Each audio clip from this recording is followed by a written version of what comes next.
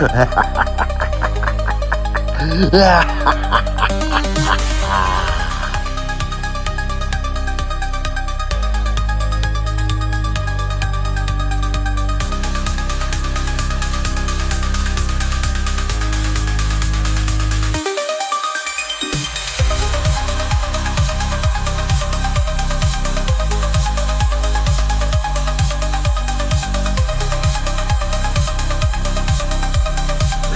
by Barb Hartman and Star Fox Radio. Hello, and welcome to Camp Nightmare Fuel.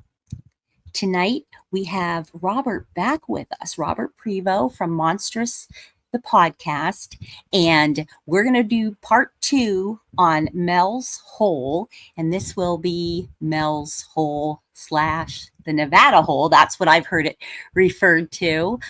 My name is Barb Hartman, and I am one of the camp counselors here at Camp Nightmare Fuel.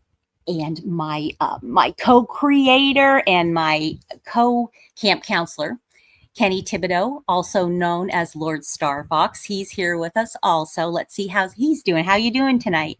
Why, hello, my friends. Thanks for letting me hang out again and just been editing a ton. Long story short, I got an EP dropping again, 7 songs I got out, a couple more episodes, and yes, I only have 6 more episodes of Midnight Lycanthropy in the oven before I'm finally caught up and can get them out on time. How are y'all? Well, that's great though. You're really, gosh, you work so hard. Always you're editing. There's nothing more, I don't know. You're doing all the right stuff. But I'm doing well. Robert, how are you doing? And thanks for joining us again. Absolutely. It's a pleasure to be here, as always. It's always fun anytime I get to hang out with you two.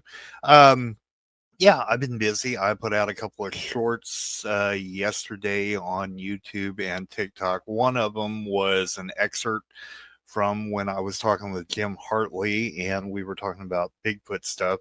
And that's done pretty good so far on YouTube. And then, I don't know, I guess everybody's been keeping up with the radioactive shrimp thing that's been happening. Radioactive shrimp that have been detected in or found in Walmart. So that was all over TikTok. So we made a little fun video and put it up on YouTube. It's like a minute and something long. If you haven't had a chance, check it out on YouTube. We just did it to have a little bit of fun. So, kind of the whole, what if these radioactive shrimp become like Godzilla? So, just oh, well, yeah, that's a scary. Talk about Camp Nightmare Fuel. yeah. Can you really call it a shrimp if it's bigger than your house? Oh my gosh. Yeah. That's right. Oh. But yeah, working on shows. Just got through doing an interview with Marcus Ellis from Mississippi's North American Dogman Project, and had a bunch of fun talking with him. And this podcasting is all about having a lot of fun, so here we are having fun again. Awesome. Yeah, good stuff. We'll look forward to watching all of that and checking out Kenny's stuff, Lord Starfox. Unfortunately, our other camp counselor, Brian Barber, he is in the infirmary, in the camp infirmary tonight. He's feeling under the weather, so he won't be able to join us. But so I'm gonna really, with this next part, I really want Robert to take the lead, because we've both researched Mel's Hole, and then this is something that developed toward the end of the, chronologically toward what was going on with Mel's Hole and the first part. And if you haven't seen that, I would suggest, or heard that, I would suggest going back and checking that out before you go on. But they can also stand alone. Anyway, Mel's Hole, that just seemed to me to have more kind of targeted information out there. Yes, some of it could go one way or the other. But when you talk about the second part, the Nevada Hole, that just whoa, I was finding all kinds of conflicting information that my head was just spinning. So when I asked Robert if he could take the lead, and he so generously agreed to it, so thank goodness, because I thought I don't want to get on there and like ramble like an idiot, because I don't. It was really confusing information. So Robert, yeah, thank you for taking the lead on this. And I'm going to let you go ahead and have the floor and start it off. All right. So I get to ramble like an idiot. So, okay. So here we go. So when last we visited the story of Mel's Hole, everything had kind of fallen apart for Mel.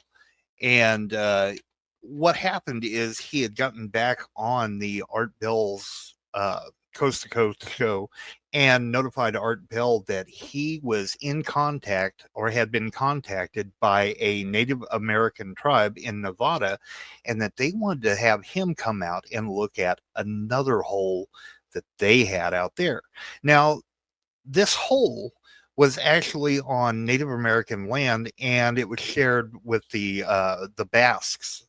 It was the Basques is a group that comes from, I believe it's between Spain and France, and they come over here, looking for religious freedom, and they had settled in quite a few places in Nevada, for one, and generally what they like to do is raise sheep. They'd been in this area for, oddly enough, around 200 years.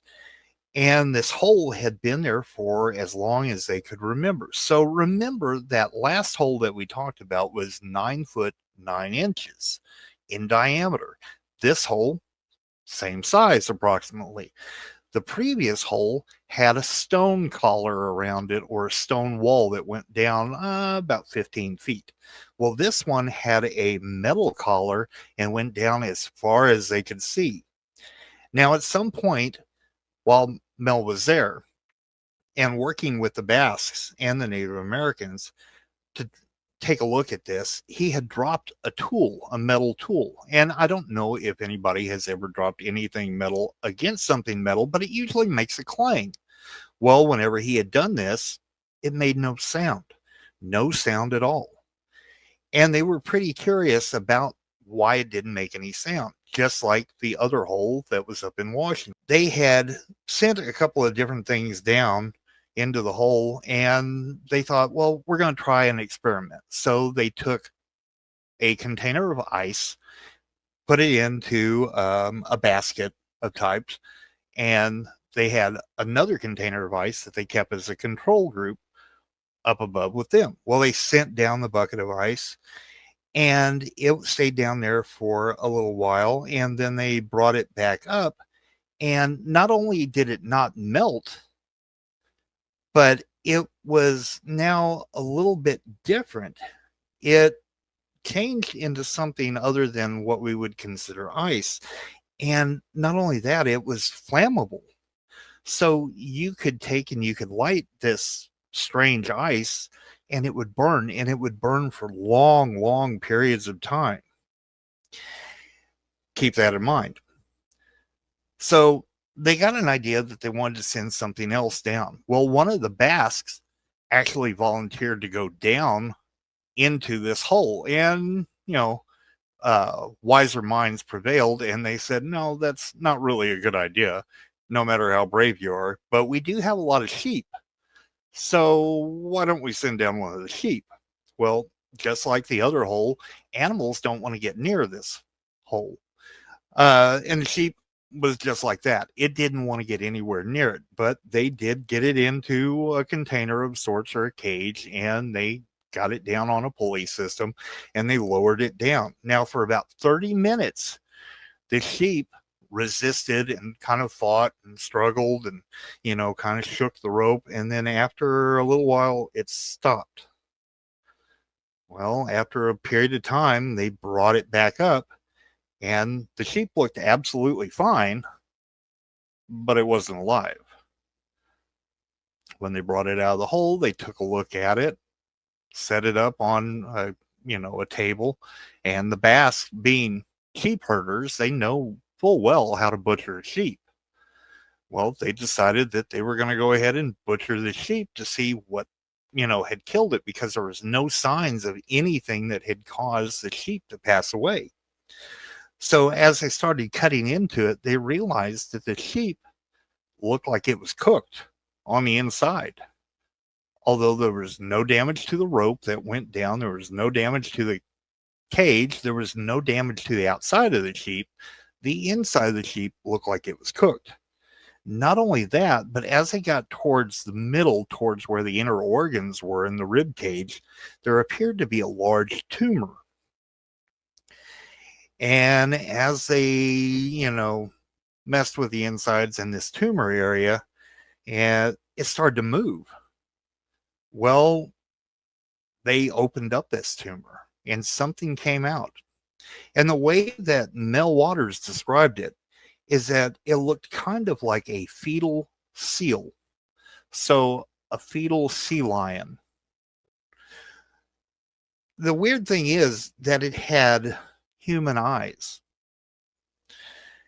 And they talked about that it and the area kind of smelled like ozone. Seal kind of acted, or the fetal seal, this creature, this entity, whatever you want to call it, didn't seem to pose a threat to anybody or anything like that, but it did make its way back over towards the hole. Like it really wanted to get back down into the hole. So they kind of helped it over that way. And according to Mel, it kind of looked back at them for a little while. They looked at it, and then it just turned and dove into the hole, never to be seen again. For a while, anyway. Now, some important things to talk about. Remember the ice we were talking about? Well, it burns. So something was transmuted in this ice to cause it to become something else other than water. So not only did it burn, but they used it as a fuel source. One of the guys, one of the Basques, decided to take it to a cabin that he had. And he put it in a stove and used it as a fuel source to keep the cabin warm in the wintertime. Well, the problem is that it sucked all the moisture out of the air. You could put a pan of water on the stove and it might boil it for a while, but it would just pull the vapor right down into the stove, where, the steam, usually when you boil something, the steam will go off up into the air. Well, imagine doing that, but your steam is now curving around and going back down into your stove. It's sucking all the moisture out. Not only that, but as it did this, it seemed to gain density, and it caused that stove to become heavier and sink down into the cabin. It happened so much that the stove eventually sunk down, breaking through the cabin floor at one point, and made a crater underneath the cabin, and then sunk down into the earth, and eventually had to be dug out and pulled out with a heavy crane. Now, what happened to that quote unquote ice eventually, we're not really sure about. But we do know that there's some really strange property. We also need to talk about that Mel claimed that before this all took place in Nevada, he had learned that he had esophageal cancer. And after his encounter with the fetal seal, he didn't have esophageal cancer anymore. So we don't know if it had to do with what happened with just being near the hole or the fetal seal. And we also have to talk about some other strange things that happen. The Basques also talked about these strange birds that would actually fly up and around above the hole. And they appeared to be bulletproof because the Basques were trying to shoot at them to get one of them because they'd never seen birds like these before. But no matter how many times they shot at them, it didn't have any effect. It never killed any of these birds. Now, later on, the Basques would report that they had strange sounds that would happen out and around their area after encountering this fetal seal, and that the fetal seal would return once in a while and talk with them. What it had to say, I'm not sure, but there were supposedly recordings that were never presented, although Mel Waters said that he did have photographs, he did have recordings, and that he was going to bring them back and have them on the Coast to Coast show with Art Bell. The problem is, after this episode, Mel Waters was never seen again. Now, was all this true? We don't know. What about you, Barb? What else have you uncovered from this? Wow, that's pretty much and more and more. So let's go over what we know, okay? And then you are a biologist, so you can help us out. Okay, first thing, what do you think about the water, or the ice, whatever, going down, and then it basically comes out? It's flammable, be used as a fuel source. Do you have any idea what would cause that, from a scientific, environmental? What do you think about that, Robert? Do you have any thoughts on that? Is that possible? The really weird thing is that in a molecular scientific way, yeah, it actually is possible, but the amount of pressure and gravity that would be required to compress those molecules, the H2O and everything, to super compress it so that it changes its molecular structure so that it becomes something else. You can make water under pressure become something else, and it can actually become something that is flammable and is solid, but isn't cold. But we can't even achieve it. We know it through mathematics. We know it through hypothetical stuff. We can't achieve that kind of pressure and gravity on Earth. So it's kind of funny that this is prior to the knowledge of that the story of Mel's Hole, especially here in Nevada, has that element that happens. What's really cool too is that this transmutates into this stuff that apparently has so much of a mass to it that it becomes so heavy, so dense. You're almost looking at like the idea of the center of a black hole. It's gaining mass, it's gaining gravitational pull, and it's going towards the center of the Earth, almost like it's creating another hole. Oh, So yeah, wow. so it's really interesting. And the funny part is that there is some fringe science that kind of supports some of this, but it's really out there. It's strange. I think about the fuel industry too. I'm not sure if they would want to have anything like this get out, but I mean, that's pure speculation on my part, because how are you going to handle a fuel source that that behaves like this? Yeah. How would you do? Our houses would be falling down through into the earth, I guess. Right. It would become it would become a fuel source, but it wouldn't be a usable fuel source, because like you said, you can't put it in anything because it's going to pull your house down into the ground. Right. So Yes. yeah. And you got to keep in mind that water is, of course, made of hydrogen and oxygen. Both of these are absolute, needed for fuel and for burning, which is one of the weird conundrums of water. So yeah, it's weird. Yeah, because it's like, it's not, this is something that's not impossible, but it would take a lot. And so it is strange. Like you said, this is before the science that they knew that this is something that is, they did not know that when they were asserting all of this, right? That was prior. So the next thing, as far as with the sheep, which is, I feel so bad for the sheep. So if they lowered it down and there was, I think we talked about like magnetic forces, or a level of radiation, would that, unfortunately, yes, cause that? What happened to the poor sheep? Yes. Electromagnetism. I mean, if you think about it, the sun basically is a great big electromagnet. If you oversimplify it, there's a whole lot of other things that are happening at the exact same time, but there's a lot of electromagnetism that happens off the sun. It's a star. Yeah, it's a type of radiation, definitely. So yeah, this applies, but it's so weird that the way that shows up and happens so dramatically. It's almost like it struggled for, like they said, for 30 minutes, but when it came back up, it looked absolutely fine but it wasn't alive. And then Yeah. on top of that, you cut this thing open and there's this tumor that's moving, and you open up the tumor and there's this other living thing inside of it. Do you think that was just a fetus? Oh, well, I mean, and it kind of goes off the rails, but where we're at right now, okay, so they cut it open and there's, they see this thing that they think is a tumor, and then they cut into that, and then it is this fetal, like seal looking thing. Mhm.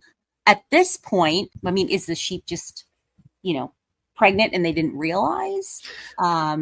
Is this There's- thing I'll just finish this thought. So, and the fetus, like, has it become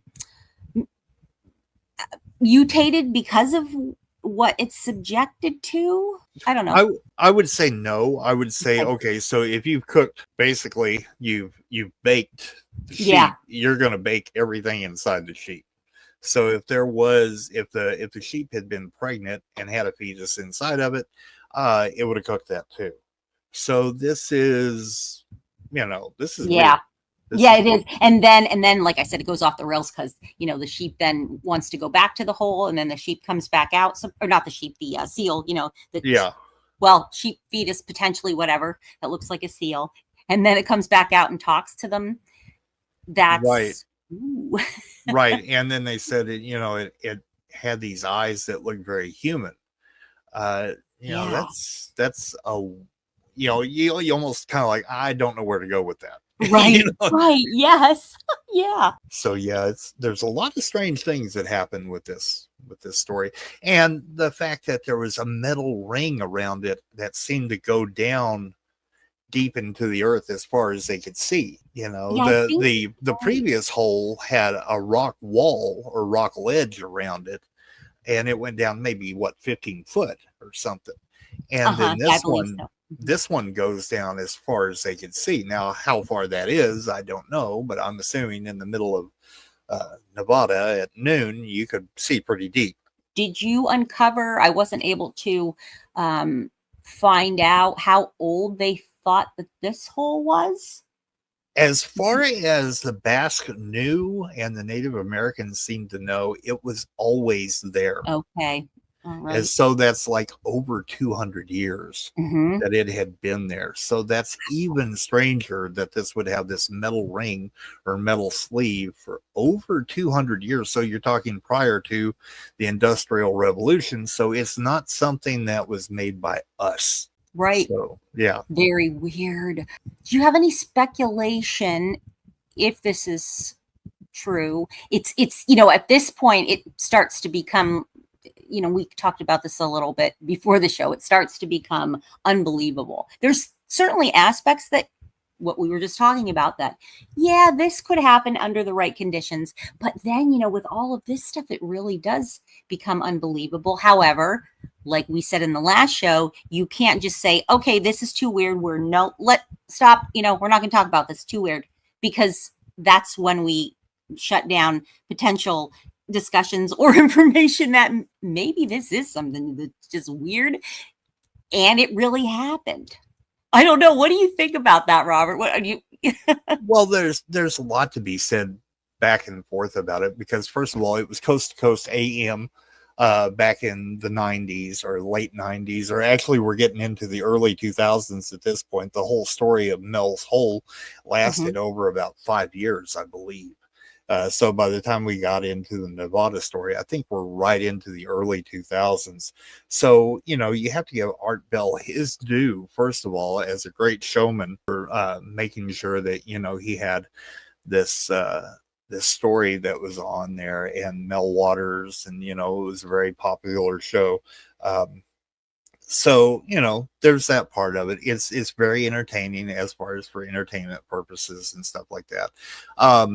Right. And we also don't know who Mel Waters was, or whatever, or if there actually was a Mel Waters. But, it does raise a lot of questions. So if there's a possibility that this was real, how much of it was real? How much of it was exaggerated?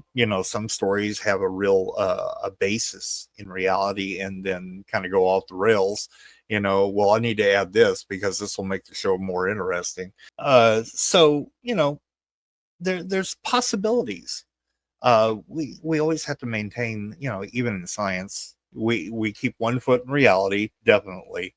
And then you want to be able to say, well, there's things that we don't necessarily understand, so that we are willing to take a look at, other venues. Once we get into quantum mechanics, quantum physics, reality and Newtonian physics kind of looks a little different than what we thought it was going to look like. Some of the rules don't apply. Things change as gravity changes, as electromagnetism changes.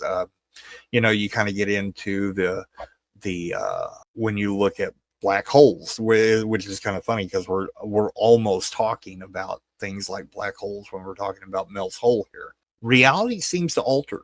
Gravity alters. Light alters. Things. Is there a possibility that, all of this is true? Absolutely. There's a possibility. Do I think that all of this is true? Probably not. But that doesn't mean I'm going to discount it completely and say, nope, there's no way this could ever happen, because stranger things have happened. Right. Kenny, last week, you had talked about, you were kind of talking about Castle Hauschka.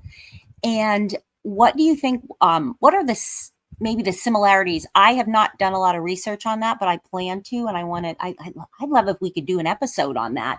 What kind of parallels were you finding? Well, first off, beautiful stuff by both of you, just sitting here nerding out and, Thank you. Filtering through some great information, taking some notes for sure. That's actually one of the things I was going to touch base on, bring some clarity to them, refute them. This would be awesome. Some of the things that, I do know Vaseline, for example, is white petroleum, which is a white oil, which would be flammable. And it's something that comes from within the earth naturally.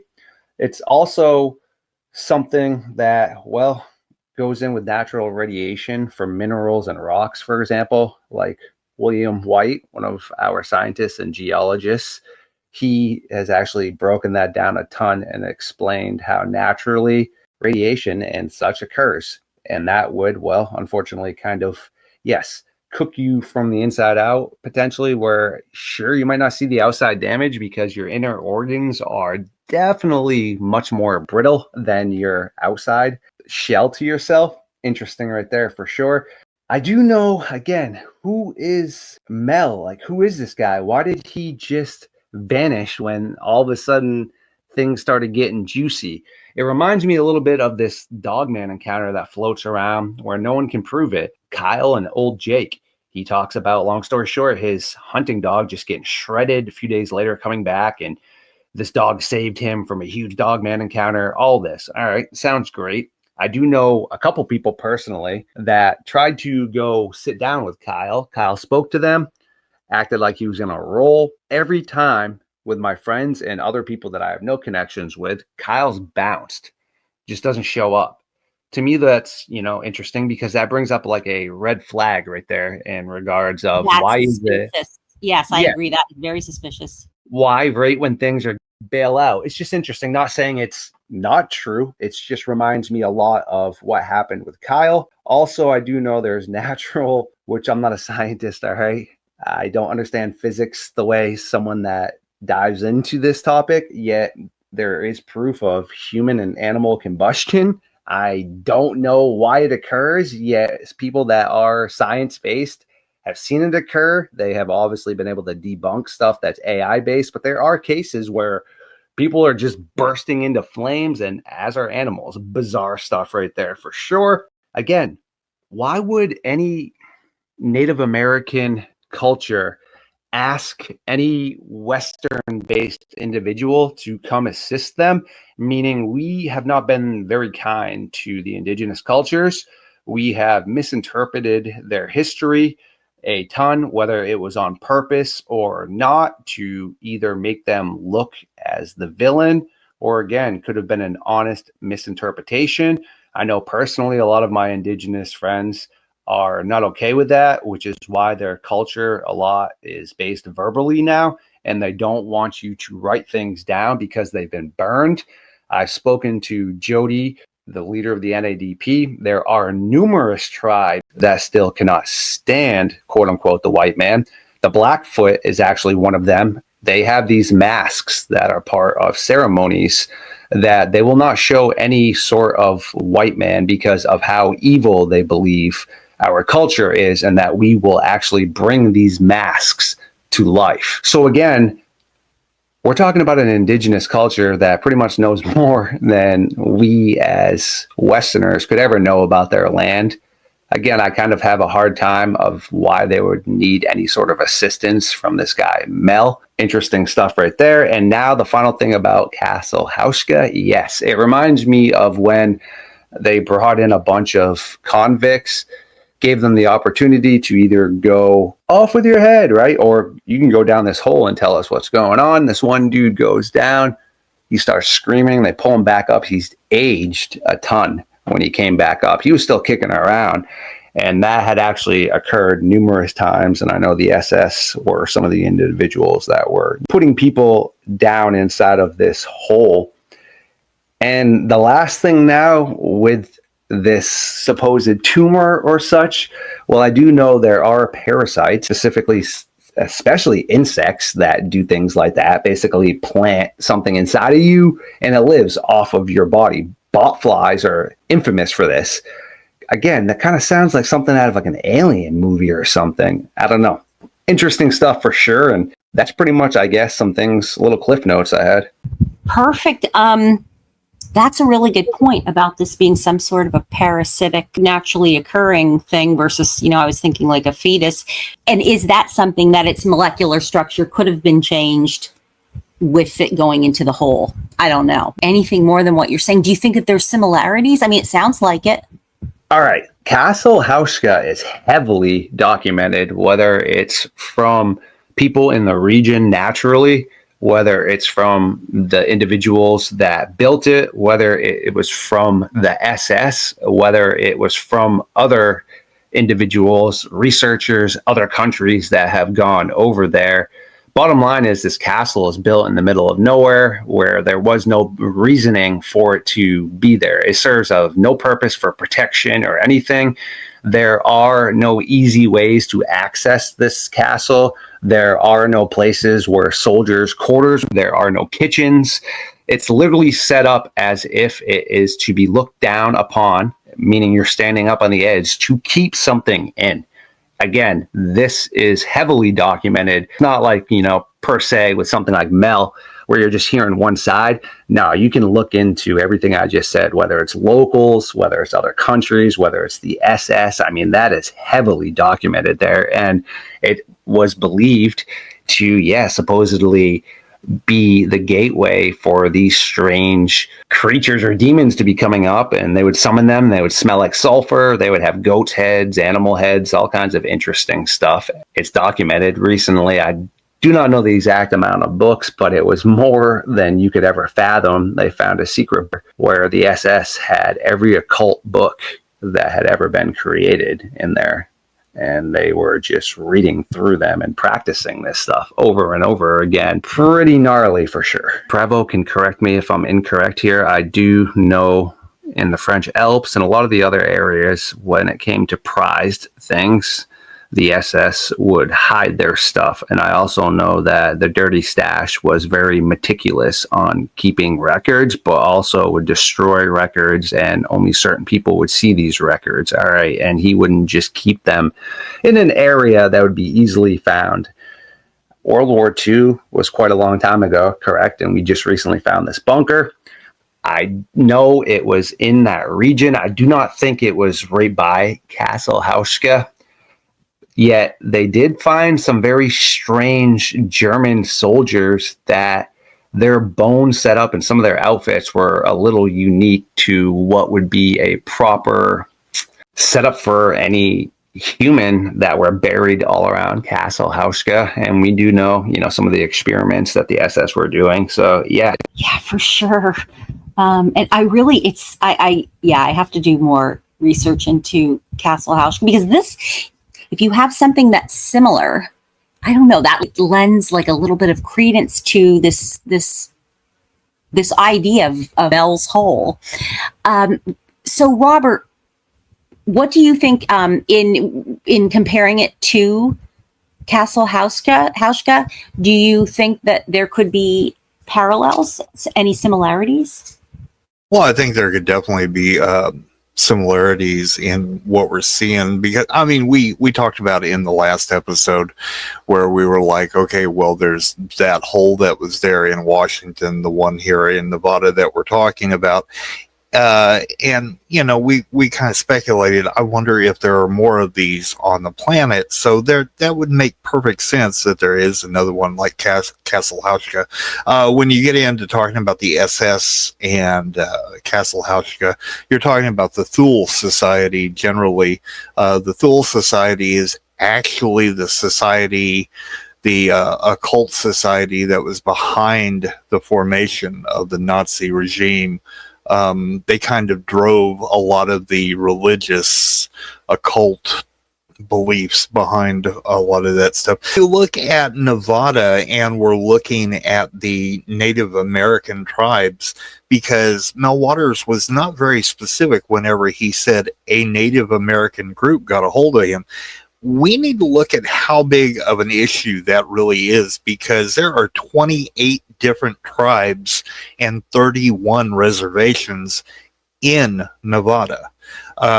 If you look at the ones that set adjacent with Basque property, there's actually 4. So there's Winnemucca, which is the Winnemucca tribe.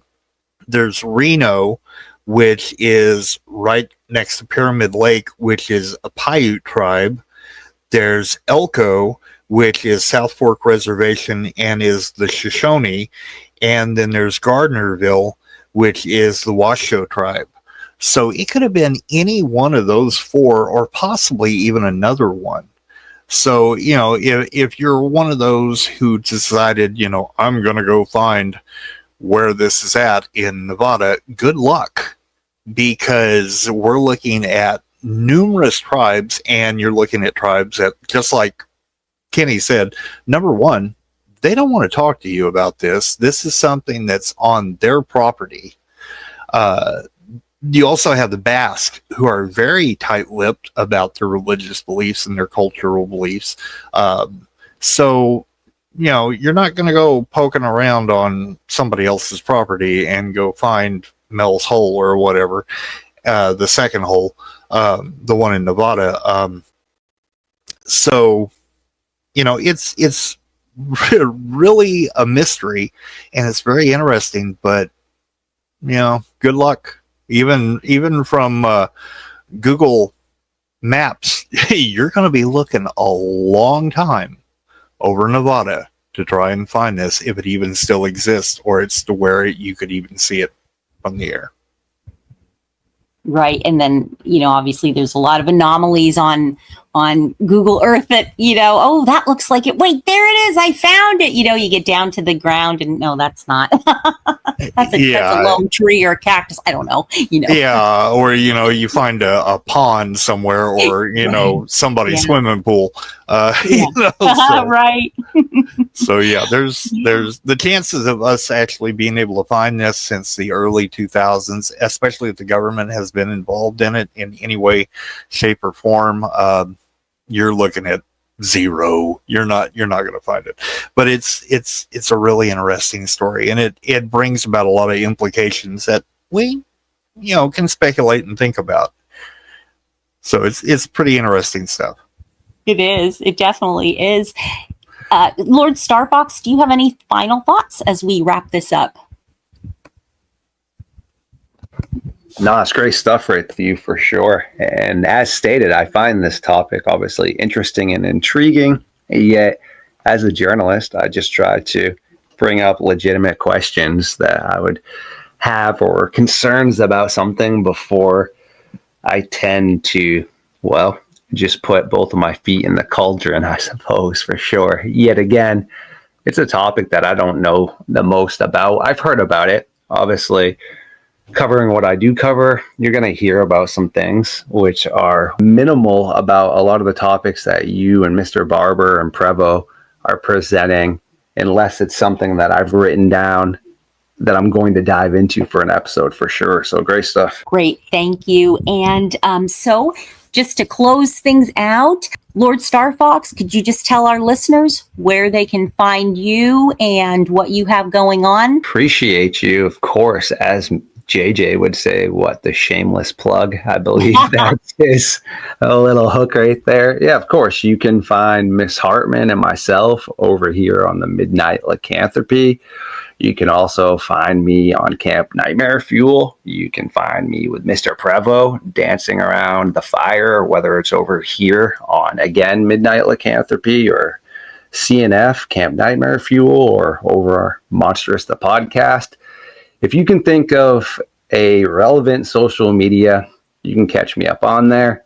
I tend to definitely be the most active on the good old YouTube right here for sure. Yeah, like I said, if it's a relevant social media platform, you can find me on there. And the best way to support all of us is hit that like button, subscribe, share around the content for sure. And also, if you can help small time creators like all three of us by purchasing some merch or just anything, really helps the channel keep on rolling. I love all y'all for sure. Thank you. And Robert, can you tell our listeners about your podcast and where they can find you? Absolutely. Hey, before I do that, I do want to add in, if you're listening to this and you're aware of an area that's weird, like Mel's Hole, whether it's a big hole in the ground or something else, get a hold of one of us. Get a hold of Barb, get a hold of Kenny, get a hold of me, and we'll be happy to have you on the show, talk about it. Maybe we'll even be able to investigate it. But anyway, hey, you can find me on YouTube. You can find me on Rumble. Just like Kenny said, on all the social media sites, you can find Monstrous the Podcast. I'm usually hanging out on my show. When Barb and Kenny let me, I'll come around and hang around with them. I hang out with Kenny every 2 weeks or so on Midnight Lycanthropy, and we talk about all the fun dogman and werewolf stuff. And you can also catch my cryptid field guide that's on YouTube. We're kind of pushing for some of the shorts now, so I'll throw up a few fun ones of those every so often. And we're trying to get Rumble really going too. I'd like to get that count up. And just like Kenny said, if you can like and subscribe, you have no idea how much it means to the small time creators. It means the world to us, because every time you like, you subscribe, you help us to be able to monetize and to know what shows you like, what shows you don't like, what you want to see, because we want to put out stuff that you want to see, that you want to hear. We want to keep you entertained. We do this for fun, but it is a lot of work. So we want to do it. You know, we want to put the effort into stuff that you really enjoy. So let us know what you like. Let us know what you don't like. And yeah, if you get a chance and you can support us by buying some of the merchandise, that's fantastic. If you can't, we get it. Money's tight. It is what it is. But I do want to let everybody know on September the 27th, I will be in Caney, Kansas at the Bordertown Paracon. I will be speaking there, and I will have a bunch of merchandise there. So if you want to come hang out, you want to talk in person with me, Brian Terrell, a bunch of other people who are going to be there from the cryptozoological, paranormal, ufological societies and stuff, come hang out with us. You never know what we're going to be doing. So yeah, catch us everywhere. Thank you, Robert. Make sure that you share that on my Facebook page. Again, I'm Barb Hartman. I have a Facebook page, No Drama, Bigfoot and Cryptids, and I love to share on that page, happenings like that, all the conferences. And again, guys, thank you so much. Robert, we would love to have you join us anytime. So you can find me on YouTube, Barb Hartman, No Drama, Bigfoot, and on Rumble and TikTok. And I am a Sasquatch researcher, so that's what I will be. I add a lot of my content, my audio and my photographic evidence. We hope you've enjoyed tonight's episode of Camp Nightmare Fuel. Please make sure to like, comment, and subscribe. Thank you.